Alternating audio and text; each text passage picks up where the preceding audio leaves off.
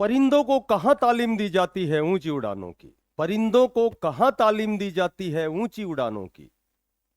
वो तो खुद ही माप लेते हैं ऊंचाई आसमानों की। 72 से 72 की तलाश करो, मिल जाए नदी तो समंदर की तलाश करो। और टूट जाता है शीशा पत्थर की चोट से, टूट जाता है शीशा पत्थर की चोट से। और टूट जाए पत्थर, ऐसा शीशा तलाश करो। नमस्कार प्यारे बच्चों। देखो, एक बहुत अच्छी भर्ती, बहुत अच्छी अपडेट है।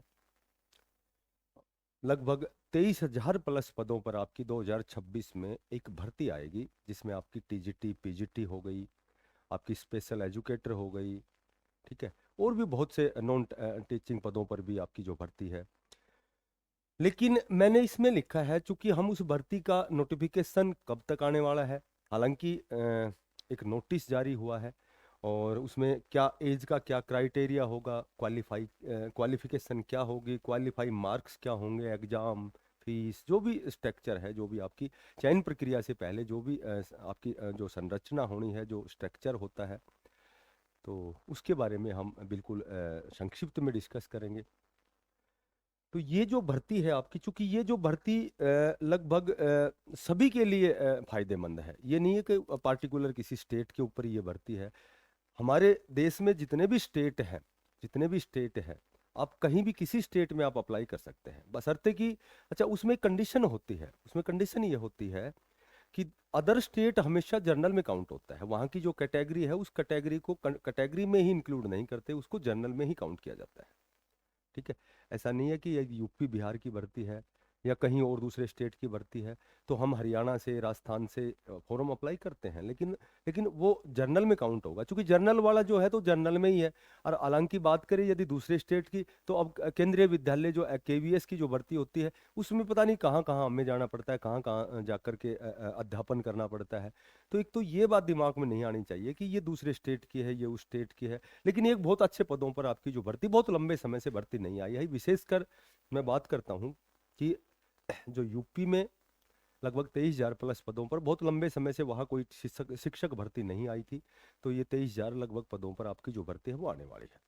लेकिन इसमें मैंने एक चीज लिखी है कि पहला कदम आपका सशक्त कदम होना चाहिए, और वो सशक्त कदम क्या होना चाहिए कि जो टीचर जो टैट होता है, एलिजिबिलिटी जो टेस्ट होता है टीचर के लिए, तो वो पास करना मैंडेटरी है। एक तो मैं यहाँ एक छोटी सी और बात बताता हूँ आपको कि देखो, यूपी हो गया, बिहार हो गया, कोई भी स्टेट में एक तो सी टेट मान्य होता है। यदि जिसने सी टेट पास किया है तो उसको यूपी टेट पास करने की आवश्यकता नहीं, सबसे पहली बात तो ये है। अब बहुत से ऐसे कैंडिडेट हैं, a lot of number student कह सकता हूँ मैं, कि जिन्होंने सी टेट पास किया है। तो एक तो दिमाग में उनके ये होना चाहिए कि किसी भी स्टेट की यदि शिक्षक की भर्ती आती है, अध्यापक की यदि कोई भर्ती आती है, तो हमें फॉर्म जरूर अप्लाई करने चाहिए, और उस दिशा में हमें प्रयास भी करना चाहिए, हमें तैयारी भी करनी चाहिए। क्योंकि क्योंकि जब सी टेट पास है तो आपको ना तो यूपी टेट पास करना है, ना आपको कहीं भी किसी दूसरे स्टेट का आपको टेट पास करना है। तो आप केवल एक ही टेट, सी टेट, तो सेंट्रल का जो टीचर एलिजिबिलिटी टेस्ट है, वही आप पास हैं तो आप फॉर्म भरने के लिए एलिजिबल हैं। तो यहाँ हम बात करते हैं, देखो सबसे पहले तो एक नोटिस की, अभी लेटेस्ट एक नोटिस आया है।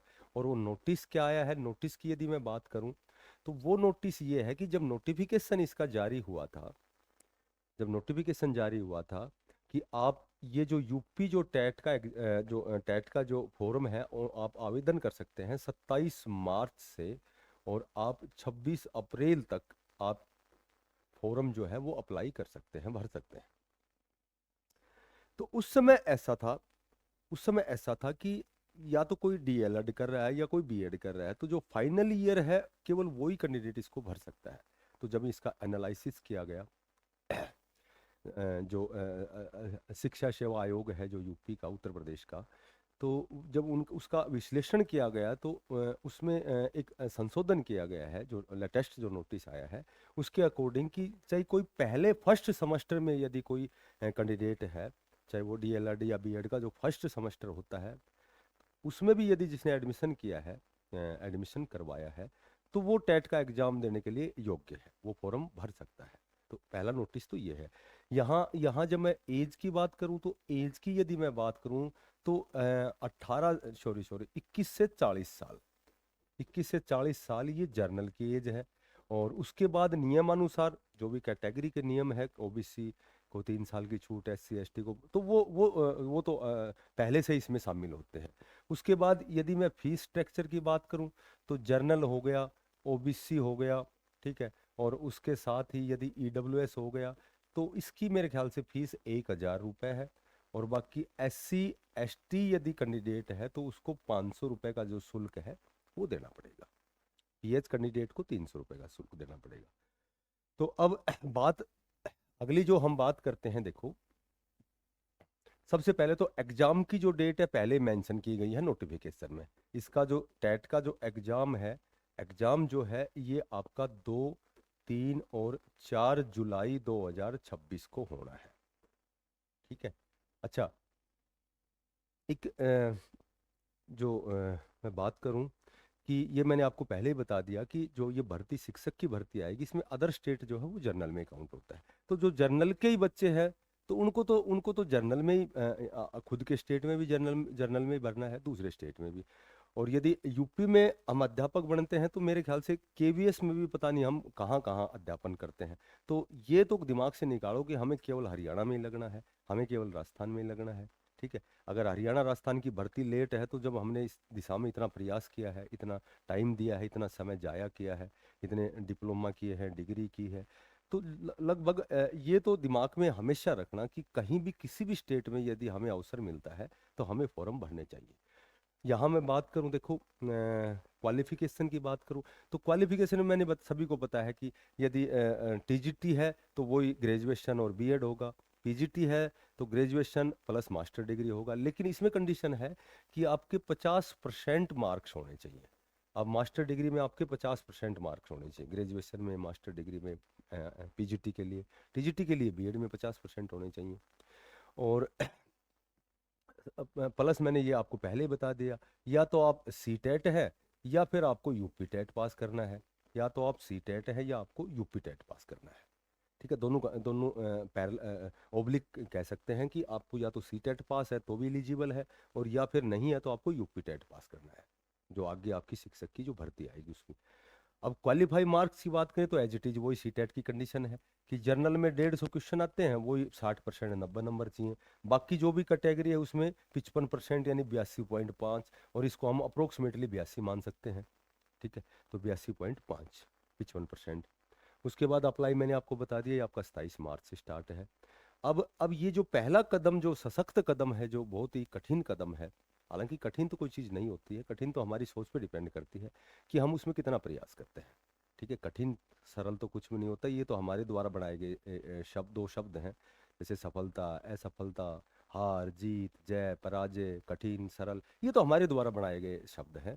ये कोई शब्द नहीं होते, ये तो हम किस हिसाब से हम उस दिशा में आगे बढ़ रहे हैं, किस हिसाब से उसमें समय दे रहे हैं, तैयारी कर रहे हैं, तो वो चीज़ हमारे अनुकूल होती है। वही बात है, कोई चीज़ कठिन और सरल नहीं होती है। कोई क्वेश्चन वो कहते हैं पेपर बड़ा हार्ड आया, बड़ा कठिन आया, तो वो हार्ड उसके लिए है जो तैयारी नहीं करके गया, ठीक है। अगर हमने जिस टॉपिक की तैयारी की है तो वो हमें क्वेश्चन, वो चीज़ हमें आसान लगेगी, और जो चीज़ हमने तैयार नहीं की वो हमारे लिए कठिन लगेगी। तो कठिन सरल कोई चीज़ परिभाषा वो तो हमारे अनुसार बनाई गई है। तो ये पहला कदम आपको पार करना है। उसके बाद लगभग 23,000 जो प्लस पद है, इस पर आपकी शिक्षकों की भर्ती आएगी। और देखो, जब अदर स्टेट जर्नल में काउंट होता है तो हमें कहीं भी यदि अवसर मिलता है तो हमें वो अवसर का लाभ लेना चाहिए, और उस अवसर का लाभ लेने के लिए हमें उस दिशा में बढ़ना है आगे, ठीक है, पूरा प्रयास करना है। ये फॉर्म जरूर भरना, 27 मार्च से ये फॉर्म भरे जाएंगे। और जैसे भी अपडेट होगी मैं फिर मिलता हूँ आपसे। तो जो भी साथी नए हैं चैनल को जरूर सब्सक्राइब करें। देखो, जैसी भी अपडेट होती है तो जितना मेरे पास समय होता है मैं तुरंत प्रभाव से तुम्हें वो वीडियो के माध्यम से वो चीज़ें शेयर करता हूँ। तुम्हें स्टिक जानकारी कोशिश करता हूँ कि जानकारी सही हो, आप तक मैं मुहैया करवाता हूँ। तो फिर मिलते हैं किसी नई अपडेट के साथ, तब तक के लिए बेस्ट ऑफ लक। सभी को धन्यवाद। राम राम।